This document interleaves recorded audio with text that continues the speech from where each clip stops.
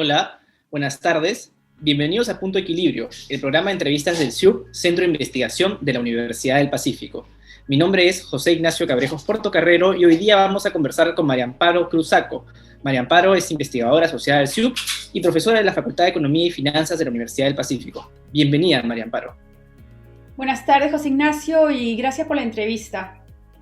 En primer lugar, antes de empezar, yo quisiera que le rindamos un tributo a el maestro, amigo y colega Bruno Seminario, quien es una institución en esta casa de estudios. Bruno ha contribuido su generosidad, su conocimiento, su pasión por el crecimiento y el desarrollo en nuestro país.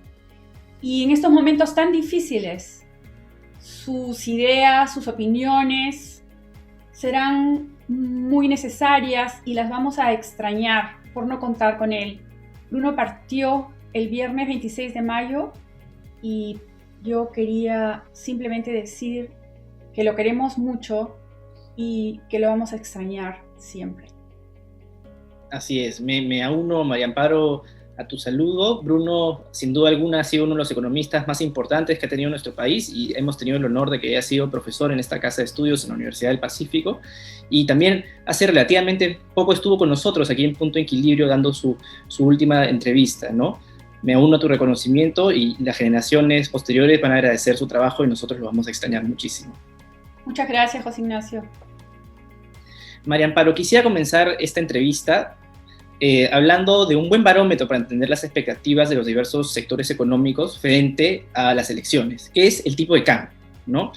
En las últimas semanas hemos visto cómo este indicador ha llegado a máximos históricos, por encima incluso de 3,80 soles por dólar, ¿no? Que es el máximo, ¿no? Y ha vuelto a bajar, luego sube, baja, ¿no? Estas bajadas y subidas se condicen con los resultados también de las encuestas de intención de voto, ¿no? A veces aparece un candidato o una candidata y baja o sube dependiendo de las preferencias de las personas, ¿no? ¿Por qué ocurre esto? ¿Cómo se relaciona el dólar con las elecciones? Es una pregunta importante que tenemos que contextualizar. Tenemos que contextualizar cómo el ruido político está afectando a la volatilidad cambiaria. Para ello es importante quizás recordar qué es lo que determina el tipo de cambio en términos un poco ya más de relaciones económicas y macro. Entonces, sabemos que el tipo de cambio en nuestro mercado es un tipo de cambio relativamente libre, pero cuyo valor está también determinado, o la volatilidad está afectada por las acciones del Banco Central de Reserva. Entonces, el Banco Central de Reserva interviene en el mercado cambiario ofreciendo dólares a fin de evitar que este se desvíe enormemente de un valor que se considera de equilibrio. Como nosotros sabemos, el Banco Central de Reserva es una institución cuya gestión es sumamente efectiva y ha tenido una intervención muy importante también durante la pandemia, expandiendo la liquidez, concediendo los créditos de reactiva, etc. Lo que también estamos observando es que se ha incrementado el circulante en poder del público, ha cambiado ligeramente la composición de lo que es la liquidez, en el país. Tanto que se ha modificado el multiplicador monetario, que este último trimestre ha sido negativo. Entonces, ¿qué es lo que está pasando? Debido a que las cotizaciones de los commodities se han elevado notablemente, hemos visto y estamos viendo que están mejorando las exportaciones, el valor de las exportaciones, y eso se está reflejando en un incremento de lo que es el superávit en cuenta comercial. Y cuando hay un superávit en cuenta comercial, usualmente la presión es hacia la apreciación, hacia la baja del tipo de cambio. Pero eso no está sucediendo. Y no está sucediendo porque lo que también estamos observando es que hay un flujo, una salida de capitales en el sentido contrario, que al final de este primer trimestre tiene aproximadamente la misma magnitud. Es cerca del 2.6% del PIB.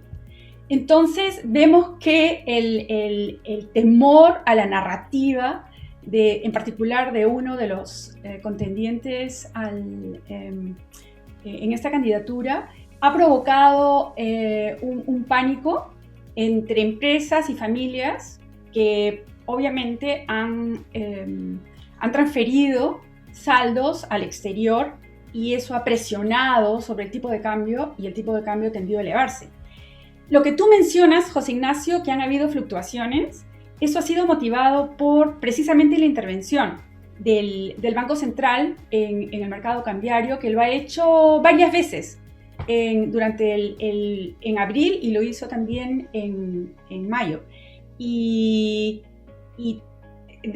por esa razón nuestro nivel de reservas internacionales se redujeron. Habíamos llegado a cerca de 77.000 millones de dólares y actualmente están en más o menos 75.000 millones de dólares. Entonces ahí uno puede observar que las acciones del Banco Central han tenido por propósito limitar la volatilidad. Exacto, me has hecho recordar mis clases de economía en la Pacífico, ¿no? Cuando se hablaba del sistema de flotación sucia, si no me equivoco, que es el que tenemos aquí, ¿no? Y María Amparo, el candidato de Perú Libre, ¿no? Pedro Castillo, en el debate de Chota, este primero que hubo ya hace unas semanas, habló acerca de una economía que no importaría lo que, entre comillas, el Perú produce, ¿no?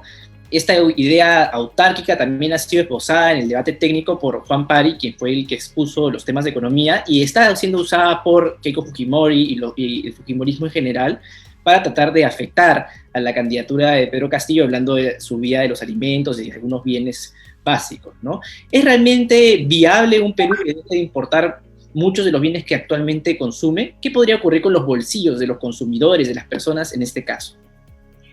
Yo creo que más o menos estás intuyendo lo que sucedería. Para empezar por el final, la respuesta es que movernos hacia una fase autárquica es una idea que tiene poco...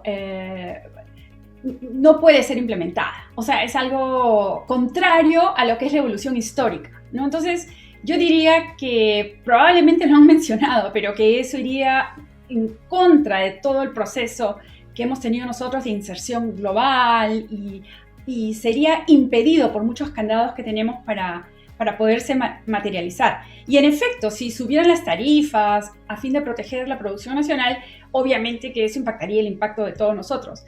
Pero lo que yo quisiera es rescatar esta idea que repitió el candidato Castillo el día de ayer en su debate con la candidata Keiko Fujimori, donde dijo que había que reducir las importaciones para proteger a los productores de papa e incluso se refirió a que todo era importado como los botones de las camisas, ¿no?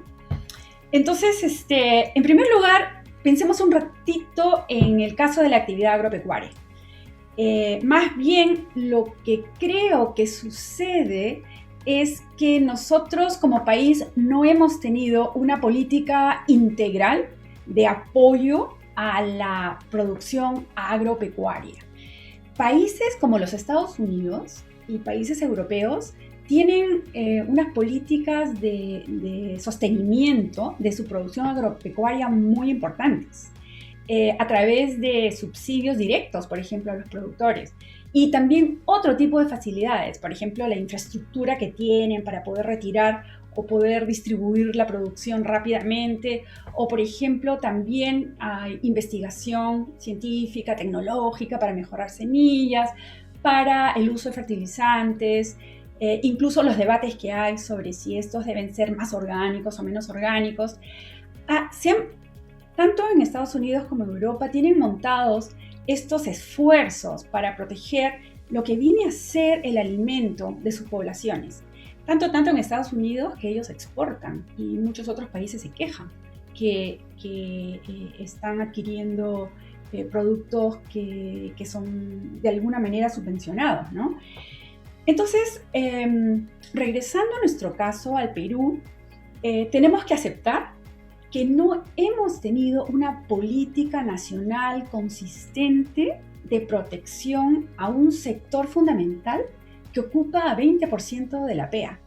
Entonces, y todavía hay muchas comunidades campesinas, y yo he visitado, por ejemplo, el Parque de la Papa, en el Cusco, arriba de Pizar, que continúan con las tecnologías milenarias, que son ideales para para esa geografía y esa altitud, pero están expuestos al cambio climático, expuestos a una serie de riesgos, porque es una actividad muy riesgosa.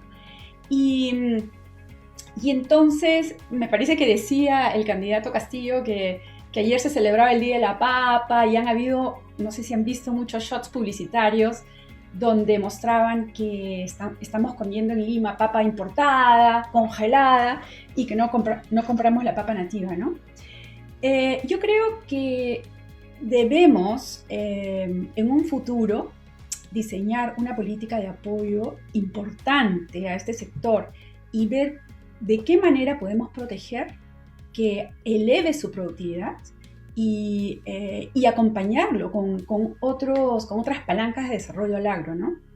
Y finalmente lo que quería decir era que esto de la autarquía es una idea insensata, por decirlo menos. Imagínate, José Ignacio, que nosotros impusiéramos tarifas, restricciones a la importación de bienes de capital, de insumos, que son una parte muy importante de nuestras importaciones porque nosotros no las producimos. Y eso significaría que A, no se podrían adquirir, o B, que se está pensando que se pueden sustituir localmente. Bueno, pero ¿cuántos años demoraría empezar siquiera a cerrar la brecha tecnológica que tenemos nosotros en el Perú con otros países? Entonces, no sé, a mí me parece que esa idea debería estar completamente descartada, ¿no? De la autarquía.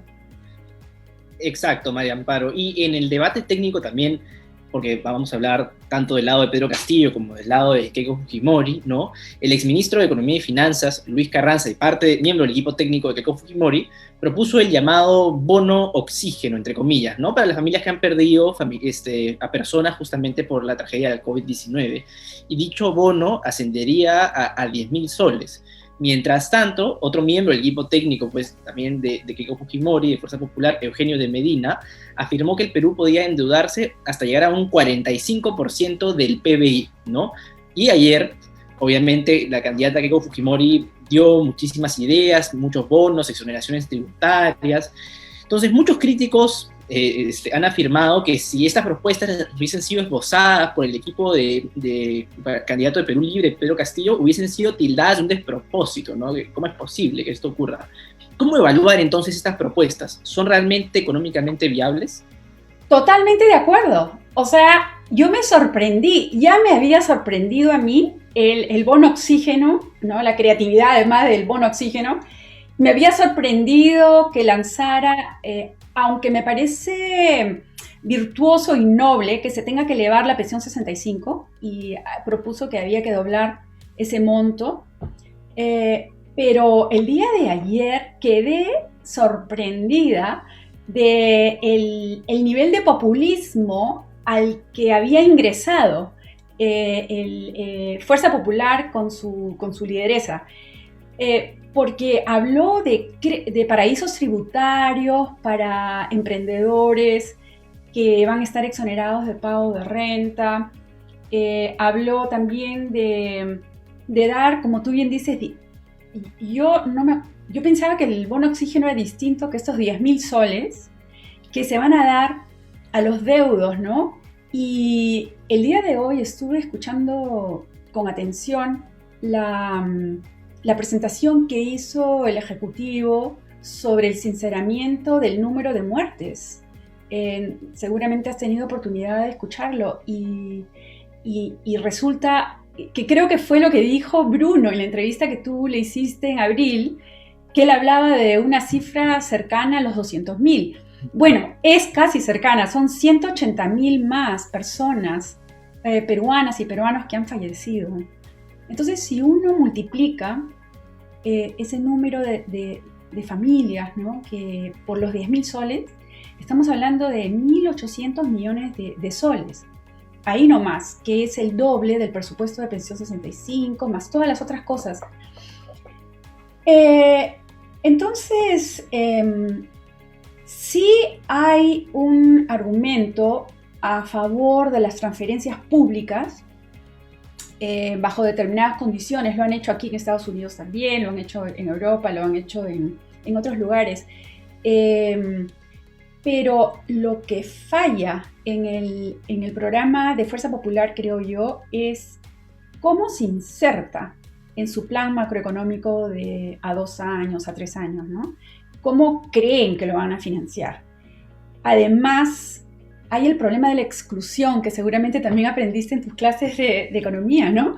Que cuando uno hace esa focalización, uno no apoya a otras familias que también podrían haberse visto muy afectadas por miembros que estuvieron muy enfermos y que por esa razón perdieron su trabajo, y entonces a ellos no les vas a dar 10.000 soles, no les vas a dar nada o les vas a dar menos.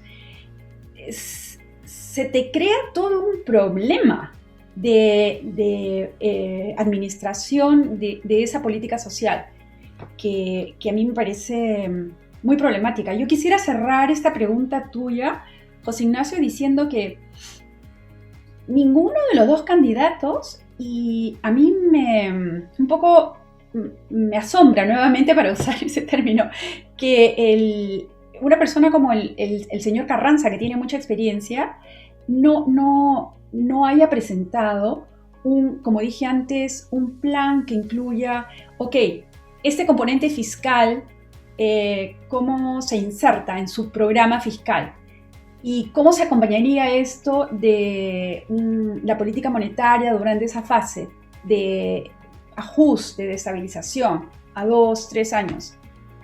Y eso sin siquiera empezar a tener un ojo crítico sobre el tema de la vacunación y cómo ninguno de ellos se ha comprometido, aunque creo que Perú Libre ha dicho que van a vacunar a toda la población hacia diciembre, ¿no? Me parece que ese ha sido... Creo que lo han dicho. Ambos lo han dicho. Bueno, o sea, por lo menos eso...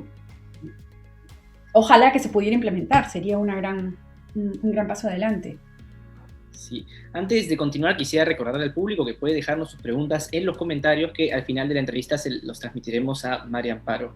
Y María Amparo, ya saliendo pues del tema electoral, ¿no? Como medida para contrarrestar los efectos económicos negativos que ha tenido esta pandemia y que hemos sufrido todos realmente, el Congreso de la República dio a lo largo de estos 14 meses 2 leyes para permitir el retiro de fondos de la AFP y una ley que permite retirar el 100% de la CTS, ¿no? Muchas personas ya han hecho uso de este beneficio. ¿Cómo impactarán estos retiros en el futuro y en la jubilación de aquellos que se vean en la obligación pues, de sacar estos montos, ¿no? José Ignacio, es sinceramente una ayuda para personas que tenían CTS, el hecho que han podido rescatar su ahorro, ¿no? El ahorro personal que tenían para el evento, la eventualidad de estar desempleados. Entonces, se ha flexibilizado porque ya una persona podía retirar el CTS bajo ciertas condiciones. Pero progresivamente... uno nota que deja a las familias sin un recurso, por lo menos tenían el CTS. Ahora bien, tanto las personas que tenían CTS como las personas que han podido retirar saldos, y ahora mismo, ¿no? Estamos en un proceso de retiro de saldos de las AFP, estamos hablando de un 25% de la población que trabaja, de la población económicamente activa, ¿no? Entonces, ese tipo de ahorro existía, pero solamente para una proporción minoritaria del empleo. El resto no tiene esa capacidad de accesar. Entonces, eso continúa colocando en situación de precariedad monetaria a vastos sectores de la población. Y al respecto también han habido algunos analistas que han estado mirando qué es lo que las personas están haciendo con sus CTS. Una vez que las han cobrado, realmente las han utilizado para pagar deuda o las han utilizado para pagar gastos inmediatos que tenían que hacer. Y nuevamente estamos hablando de un sector urbano relativamente, en algunos casos, en mejores condiciones que poblaciones más vulnerables. Y también han quedado en cuentas de depósito a la vista en algunos bancos, ¿no? Y son recursos que las personas están manteniendo ahí con un propósito de precaución. Y de precaución en vista de las incertidumbres que estamos viviendo, ¿no?, en el país. Sin duda alguna, ¿no? Y uno de los elementos que ha causado mayor desazón, ¿no?, con el modelo económico que tenemos en el Perú hace 30 años es el sistema privado de pensiones, ¿no? Es decir, las AFP.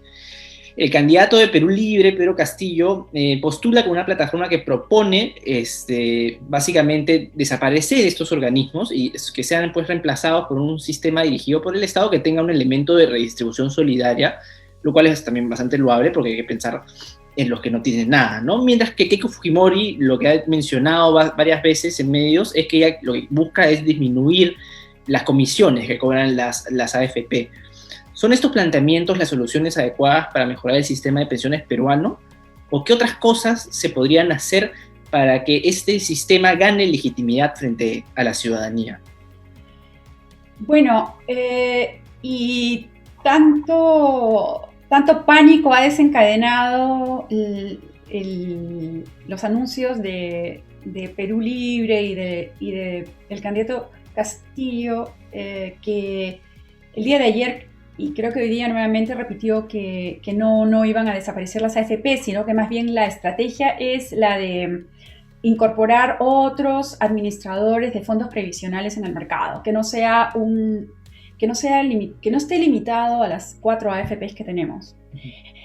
Es un tema sumamente complejo.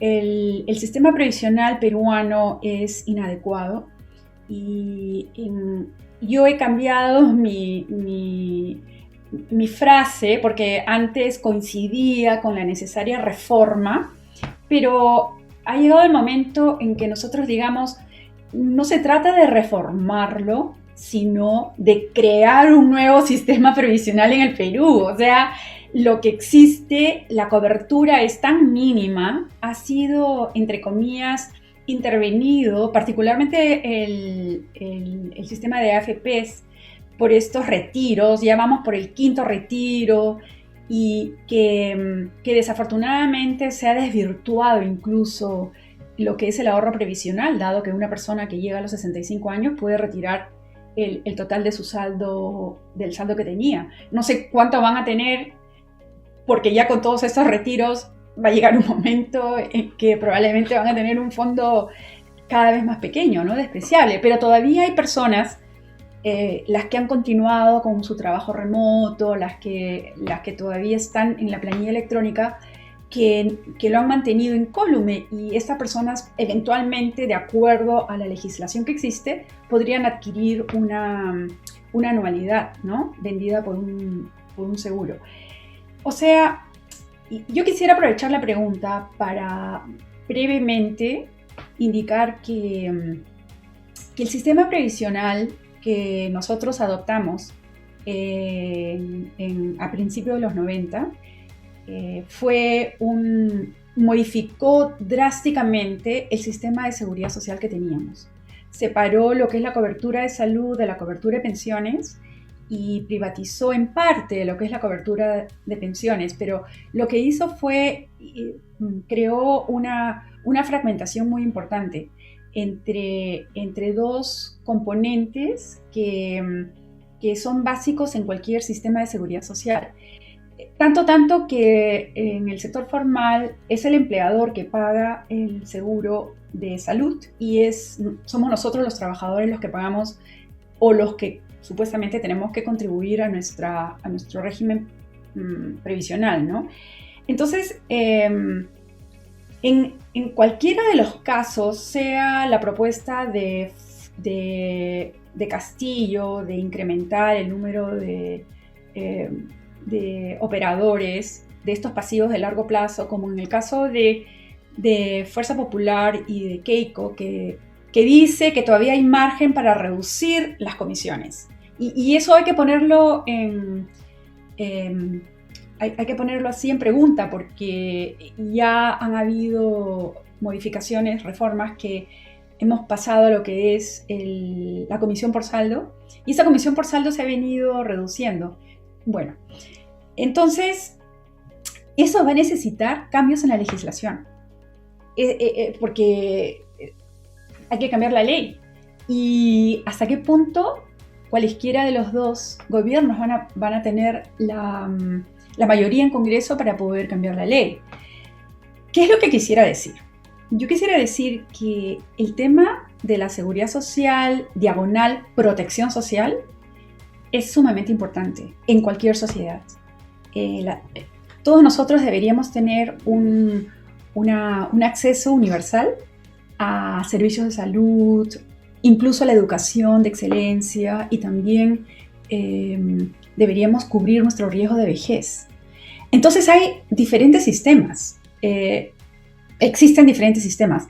La cobertura de pensiones en el Perú es pequeño y se está reduciendo. O sea, de 27%, estimo que en este momento estará en 24%, que es la gente que está contribuyendo, porque ha habido un desempleo masivo. El sistema está segmentado, los beneficios son insuficientes, es muy caro, hay un sesgo de género muy importante. Las mujeres van a recibir siempre menores pensiones y viven más. Entonces, para finalizar, hubo una comisión que hizo una propuesta muy interesante, anterior a la que se estaba discutiendo ahora en el Congreso, donde combinaban la cobertura de varios riesgos, varias contingencias, en una misma propuesta de reforma.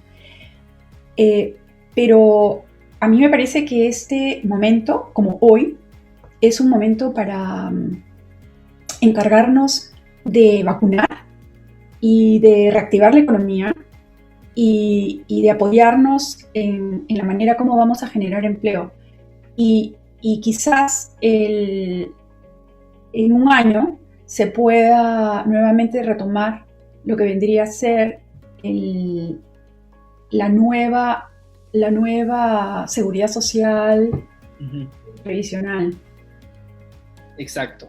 Y María Amparo, ya para pasar pues a otro tema, un tema además bastante triste, ¿no? Es que de acuerdo con el INEI, la pobreza aumentó en 10 puntos porcentuales durante el 2020, ¿no? Y este es un dato que implica un retroceso de 10 años para el Perú. Sí. Millones de familias, creo que se calcula que eran alrededor de 3 millones, han retrocedido, han regresado a una situación de vulnerabilidad que creíamos francamente ya superada, ¿no? ¿Cómo enfrentar este problema? ¿Qué medidas debería impulsar el nuevo gobierno, cualquiera que sea, para superar rápidamente el aumento en estos niveles de pobreza que hemos sufrido? Sí, es muy triste porque incluso a los 2 meses de iniciado la cuarentena y la pandemia, la CEPAL publicó un estudio ya tenía proyecciones de cómo la caída en el empleo iba a generar una reducción sustancial también en lo que es el producto, y al dividir un producto mucho más bajo entre el número de personas, iba a disminuir el per cápita y se iba a elevar la pobreza en 30%. Eso lo anunció la CEPAL, y ahora el INEI en realidad también ha comprobado que el incremento de la pobreza es del 30%, o sea, se ha elevado de 22 al 30%, ¿no? 8 puntos. Y nosotros llegamos a estar en el año 97 en 50%, y de ahí se estuvo reduciendo, o sea, progresivamente, ¿no? Entonces, la razón es el desplome del empleo, el hecho que tanta gente se ha quedado sin trabajo, y en consecuencia, para responder tu pregunta, me parece a mí que se necesitan dos instrumentos muy importantes. Hay un instrumento que es el de asistencia, en el sentido de la proporción directa de canastas alimenticias, movilizar la sociedad civil para poder ayudar directamente a las personas. Es muy grave la situación con los niños, cuyo nivel de anemia, por ejemplo, se ha disminuido, se ha aumentado porque su alimentación no es suficiente.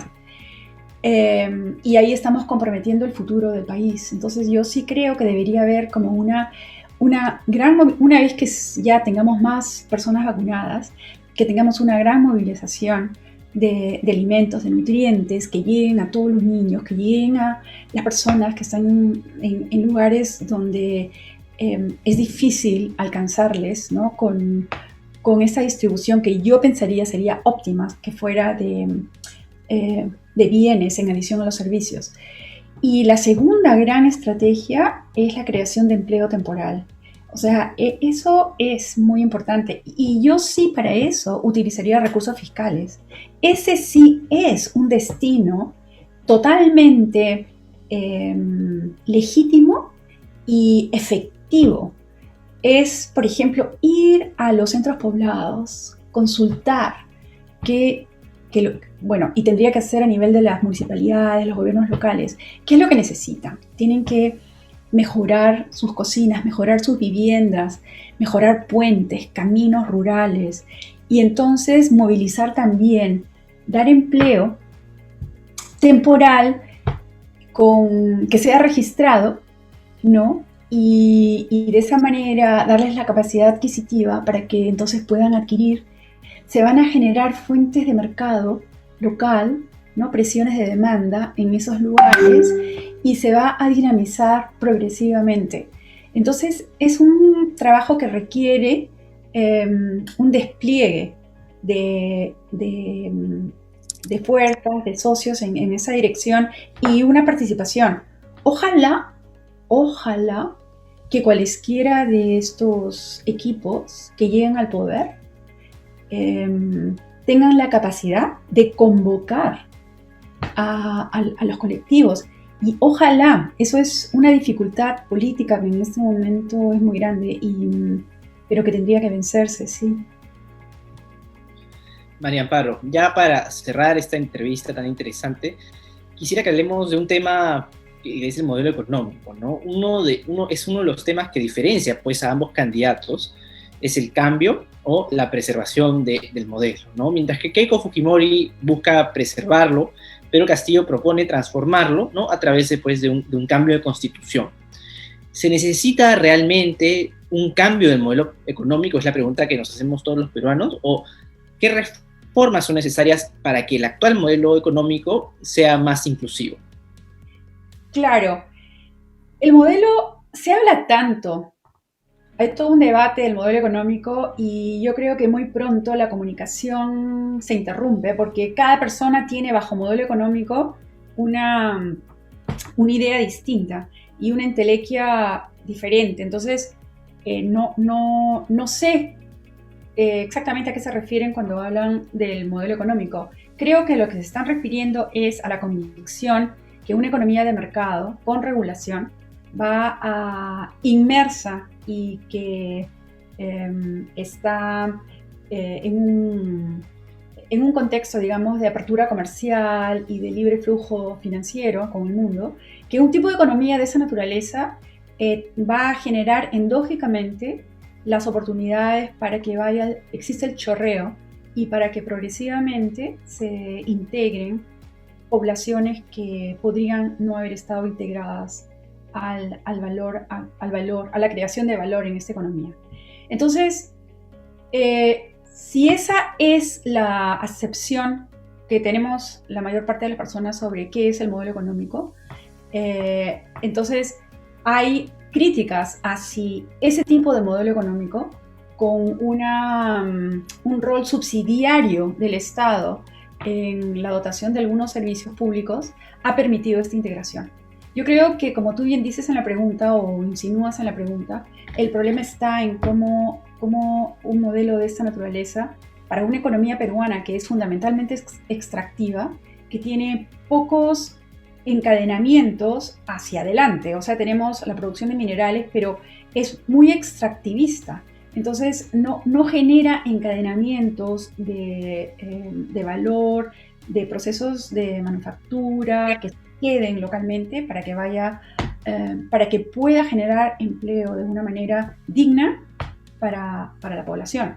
Entonces, el modelo económico que hemos tenido y que rige nuestro devenir es el que se adoptó a inicios de los 90.